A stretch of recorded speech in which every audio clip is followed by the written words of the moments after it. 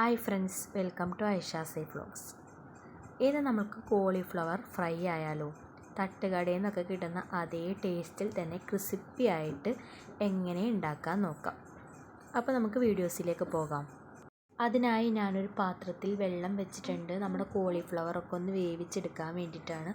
ഈ രീതിയിൽ അരിഞ്ഞിട്ട് നമ്മൾക്കൊന്ന് വേവിച്ചെടുക്കണം. ഇനി ഇതിലോട്ട് ഉപ്പും പൊടി ഇട്ട് കൊടുക്കണം, കുറച്ച് മഞ്ഞൾപ്പൊടിയും ചേർത്ത് കൊടുക്കണം. മഞ്ഞൾപ്പൊടി ഇട്ട് കൊടുക്കുന്നത് അതിൻ്റെ അണുക്കൾ എല്ലാം ഒക്കെ ഒന്ന് നഷ്ടപ്പെട്ടു പോകാൻ വേണ്ടിയിട്ടാണ് കേട്ടോ. ഇനി ഇതുപോലെ ഒന്ന് ചെറുതായി ഒന്ന് ഇളക്കാം.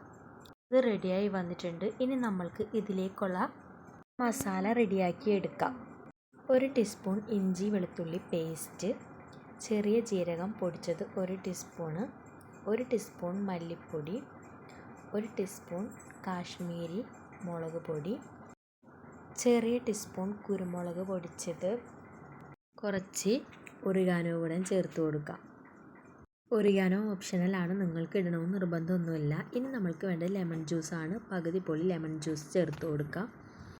1 table spoon soya sauce, 1 table spoon tomato ketchup. ഇതൊക്കെ ചേർത്ത് നമ്മൾക്ക് നന്നായി ഒന്ന് ഇളക്കി മിക്സ് ചെയ്യാം. കഴിഞ്ഞിട്ടില്ല കേട്ടോ, ഇനിയുമുണ്ട്. അപ്പോൾ ഇത് മിക്സ് ചെയ്ത് കഴിഞ്ഞിട്ടുണ്ട്. ഇനി നമ്മൾക്ക് ഇതിലേക്ക് വേണ്ടത് 1 കപ്പ് അരിപ്പൊടിയാണ്. ഇത് ഫുള്ള് ഞാൻ ചേർക്കുന്നില്ല, എടുത്തത് കുറച്ച് കൂടിപ്പോയി. ഇനി നമ്മൾക്ക് ആ കപ്പ് സെയിം കപ്പ് ഫുള്ളായിട്ട് കോൺഫ്ലവർ ചേർത്ത് കൊടുക്കാം. അത് ഞാൻ അങ്ങനെ തന്നെ ചേർക്കുന്നുണ്ട്, ആ സെയിം കപ്പിൽ തന്നെ. ഇനി ആവശ്യത്തിന് ആയിട്ട് വെള്ളം ചേർത്ത് കൊടുക്കാം. ഇനി നന്നായി ഒന്നത് ഇളക്കിയായിട്ട് ഈ ഒരു രൂപത്തിലാക്കിയെടുക്കണം. ഇനി നമ്മൾക്ക് ഇതിലേക്ക് വേറെ ഒന്നും ചേർക്കുന്നില്ല. ഇതൊന്ന് നന്നായി ഇളക്കി മിക്സ് ചെയ്ത ശേഷം നമ്മൾക്കിതിലേക്ക് ആവശ്യത്തിനായിട്ട് ഉപ്പ് ചേർത്ത് കൊടുക്കാം.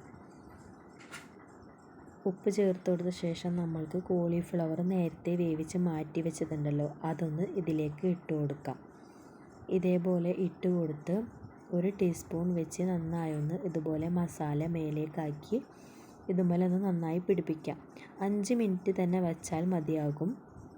5 മിനിറ്റ് കഴിഞ്ഞാൽ നിങ്ങൾക്കിത് ഫ്രൈ ചെയ്തെടുക്കാം. ഞാൻ 5 മിനിറ്റാണ് വെച്ചത്. ഇനി നമ്മൾക്കൊരു പാൻ എടുത്ത് അതിൽ ഓയിൽ ഒഴിച്ച് നമ്മൾക്ക് കോളിഫ്ലവർ ഇതുപോലെ ഇട്ട് കൊടുക്കാം. കൈ വെളിച്ചെണ്ണയിൽ മുങ്ങിപ്പോവാത്ത വിധത്തിൽ വേണം ഇട്ട് കൊടുക്കാൻ, അല്ലെങ്കിൽ കൈ പൊള്ളിപ്പോകും കേട്ടോ. മീഡിയം ഫ്ലെയിമിൽ വെച്ച് വേണം ഇത് വറുത്തെടുക്കാൻ, ഫ്രൈ ചെയ്തെടുക്കാൻ. ഇനി നമ്മൾക്കിതൊന്ന് അങ്ങോട്ടും ഇങ്ങോട്ടൊക്കെ ഒന്ന് മറിച്ചിടാം.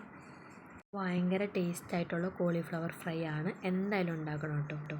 അപ്പോൾ ഇത് ശരിയായി വന്നിട്ടുണ്ട്. ഈ ഒരു സമയമാകുമ്പോൾ നമ്മൾക്ക് ഇതിലേക്ക് വേപ്പില ചേർത്ത് കൊടുക്കാം. എന്നാൽ അതിൻ്റെ ഫ്ലേവറൊക്കെ പിടിച്ച് കിട്ടുമ്പോൾ നല്ലൊരു ടേസ്റ്റ് ഉണ്ടാവും, നല്ലൊരു മണം ഉണ്ടാവും.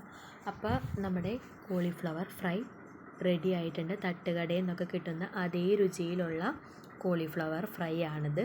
എല്ലാവരും ഉണ്ടാക്കിയിട്ട് എൻ്റെ അടുത്ത് ഫീഡ്ബാക്ക് അറിയിക്കുക. വീഡിയോ ഇഷ്ടപ്പെട്ടാൽ സപ്പോർട്ട് ചെയ്യുക.